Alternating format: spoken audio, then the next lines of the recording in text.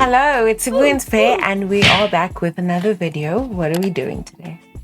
So last night, President Cyril Ramaphosa gave the annual State of the Nation address. Country wasn't very happy. Country wasn't inspired. But let's just check out this video first. I was country was me. Let's check out the clip first. Okay. And then you tell me what you think about all of it. Okay. Many of democracy's children still face great challenges. Millions of young people aged 15 to 24 years are currently not in employment, education, or training. There are many who have a matric, a diploma, or a degree who are not able to find a job or do not have the means to even start a business. Now, this is a trend that prevails in many countries around the world. While economic growth is essential to reduce unemployment, we cannot wait to provide the work that many of democracy's children need. As government, we have taken steps to address the youth unemployment challenge. I had the privilege yesterday to be in the presence. What are your thoughts about all of this? Oh my goodness. So he's like, come on guys, there's other people, there's many countries okay with people unemployed and can't start businesses and just poor and just stop whining. Is that what he said? Oh wow. Wow. When I watched it last night, I got the sentiment that nothing has changed. Yeah, and they're very relaxed. He's just been repeating the same talking points he's been repeating for the past 5 years. Absolutely. State capture, load shedding, corruption, unemployment. For the past 5 years, he's been talking about these things, but nothing has changed. Hey, now you threw in some other ones. Life expectancy. Like yesterday was crazy. You could I saw someone also say that I feel like he's campaigning for his thing, and it really felt like a campaign, to be honest. Like, yeah, this SONA really felt like a campaign. So the whole point of the State of the Nation address is to, again, give an update to the nation where we are, of how we stand. And the president tells us about the political, economic, and financial, social situation of the country and the whole state of it. And it happens annually. So technically, you're supposed to be in the State of a Nation address, you're supposed to be saying, from last year, this is what we have done. This is the improvement. Yes. But instead, like, you keep repeating the same stats that you were even using previously, and like, it just shows that from the last, there hasn't been a significant change or significant improvement. And I think that they're very scared to say, like, in the last 12 months, or because that's when you'll actually see that there's no change at all. So with the State of a Nation address being annual, you're supposed to be giving annual updates. Annual updates. But he's always using. Since then, he's always using. Yeah, he's always. It's 2024 and he's still talking about COVID. He's still talking about 2020. Yeah. He's still talking about the state before. Yeah. Before 2019. That was part of last one and stuff, or the previous one. Like, why? So he's always going back to the talking points of like years ago instead of talking about what has happened within the last 12 months. But that should also give you an indication of like how much that they haven't done anything, so that they have to brag about now recently. They have to talk about things that happened years ago. Another point I took away from it, and the general consensus in South Africa as well, is that Cyril lies a lot. Like, he lies a lot. A lot. And with a straight face, like, to the point where you actually think, or like you think he believes the stuff that he's saying.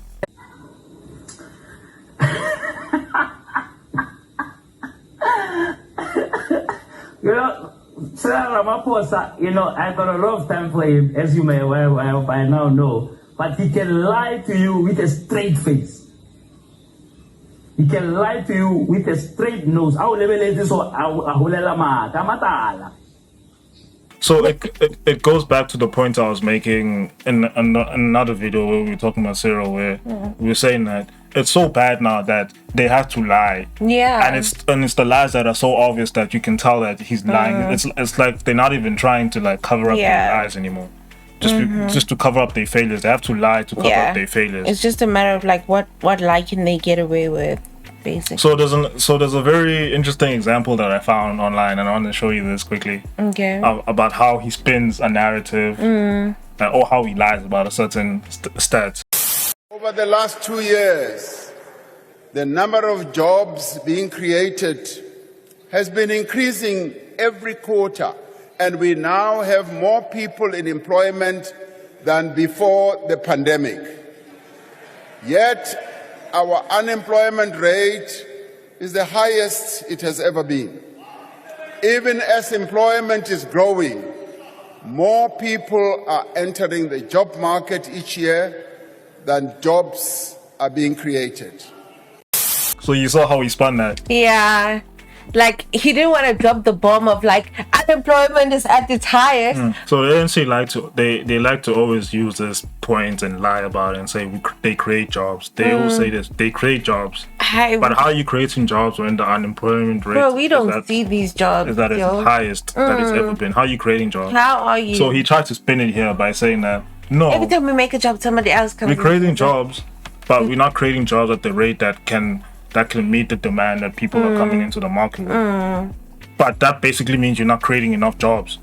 That's what that means. Yeah. So no matter how you try and spin it, you're not creating we should enough not jobs. be having that issue of people coming into employment not having employment. Do you know what I'm saying? Like, if you are actually creating jobs, like, that shouldn't even be a problem. There's a lot of things Cyril was saying. Man, these people are not serious. Like, they're not even trying, to be honest. They just like living for having another excuse for something, like to excuse why they can't. And to be honest, if they stay in power, we will never see how different things can be. So the general consensus there as well is that people felt like Cyril was lying a lot. Yes. False statements. He skewed the truth in his favor. All that stuff like that. And then but the next point, because he was lying so much, people felt like he was so out of touch with reality. Yes. Whatever. That's what he's living in a different South Africa. In a dream world. He's like everyone we don't else, know the South Africa he lives in. When he says like the economy is improving, creating jobs. As compared to when? So yeah, this State of a Nation address was a failure. People were not happy. People were.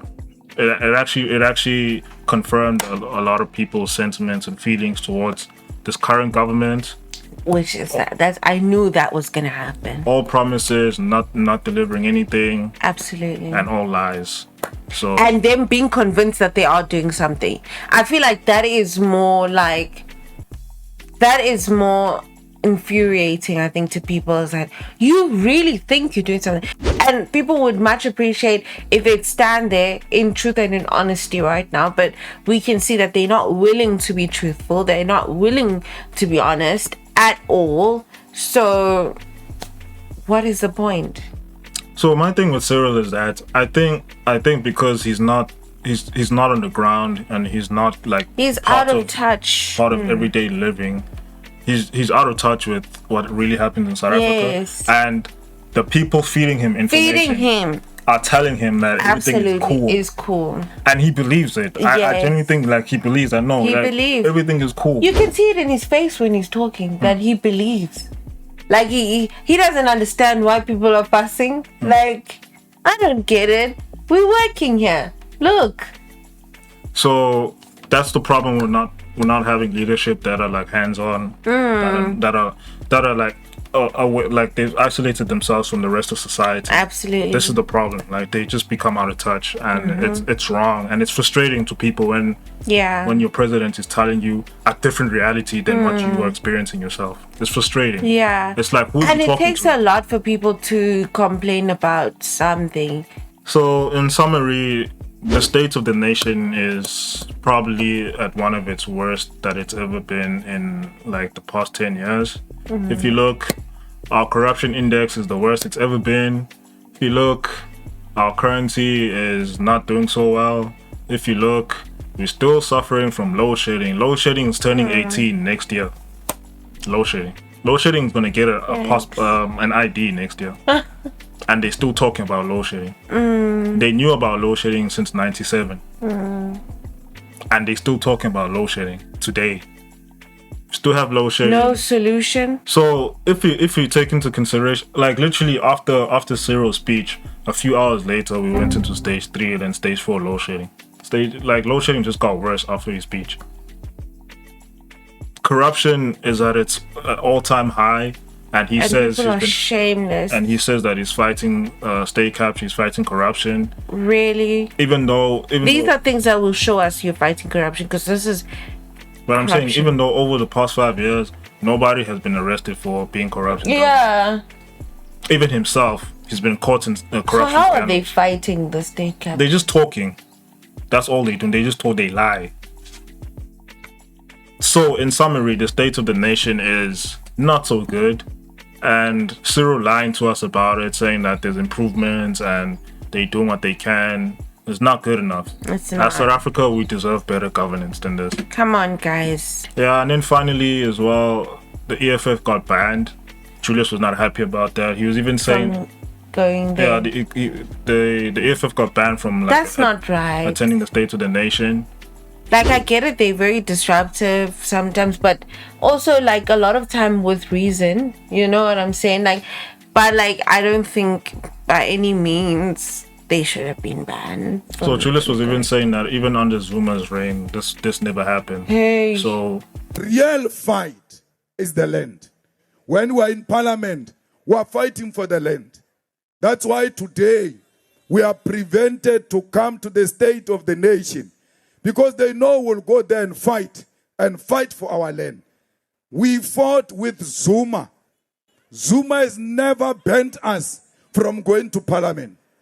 Today, a man that they said is the most democratic man, a transparent man, a man who's not corrupt, has banned the EFF from participating in the State of the Nation address.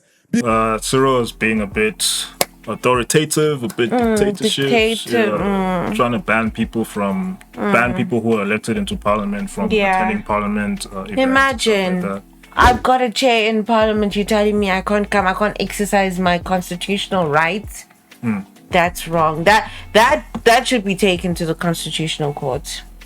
So yeah, this whole situation, not good at all. Cyril, you haven't done as good. I remember when in 2018 when he was doing a State of a Nation, like everybody was so excited.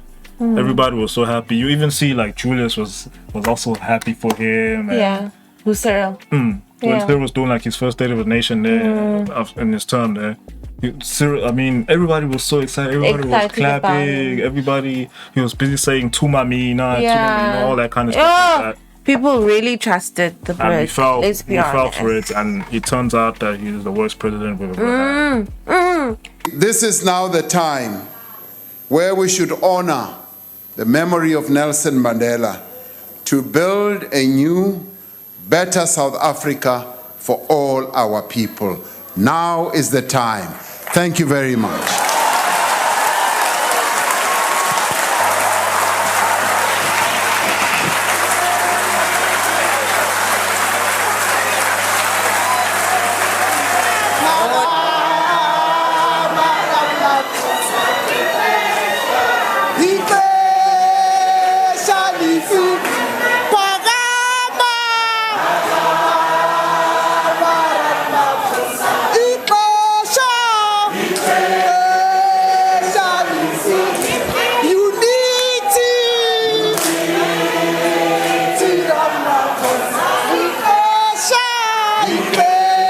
So yeah, it is what it is. You guys let us know what you think about the situation. Yeah, let us know. Don't forget to like and subscribe. And keep watching. Goodbye. We'll check you guys in the next one. So what did President Ramaphosa get right? I think he... what did President Ramaphosa get right? Oh, guys, come on.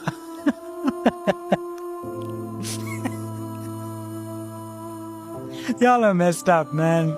Come on. There must be something. Can someone give me something that's going right? Just anything. Like Rugby World Cups and stuff, you know? He tries to bring I'm trying. I don't know if we're going to cut this laughing out or leave it in. It's just that things are so rough right now. Like, I don't know what to say, Uncle Cyril. I don't know what to say. Like, and that's the thing. It's just like, we expected so much. And the problem with the Ramaphosa presidency is, if you look at the economy, it's performed worse than the Zuma presidency. I'm just looking at the numbers here. It's performed worse than the Mbeki presidency and the Mandela presidency. Of course, President Ramaphosa had major challenges like COVID, but even before COVID, the economy wasn't turning around. So it feels like the economy is in such a bad place right now that was a major failure. Unemployment just skyrocketed. Poverty deeper. Inequality, it's like we've given up even trying to resolve. And what's interesting to me is even growth. I would have thought President Ramaphosa, with his background in commerce, could have done more to get the economy growing and really leveraging the so-called investment promises into true economic growth, but hasn't come close to, for example, the Mbeki presidency. I feel like President Ramaphosa is a victim of the expectations he set. And by the way, no one made the promises for him. No one made that New Dawn speech for him. Load shedding, which was bad before, has gone to unimaginable proportions in the Ramaphosa era. I think he promised us, like, at many different times it was going to end. He was going to look into it. It's going to end in 2 years. It'll end in 18 months. Nothing doing. Stage 6. This year, the year of 2023, how much pain have South Africans endured when it comes to just load shedding? Now we hear of water crises, and the service delivery crisis just hasn't got better. So in many ways, I think the Ramaphosa presidency up to this point has been a colossal disappointment. And for that reason, I'm going to have to go with failed without a sup for the Ramaphosa presidency.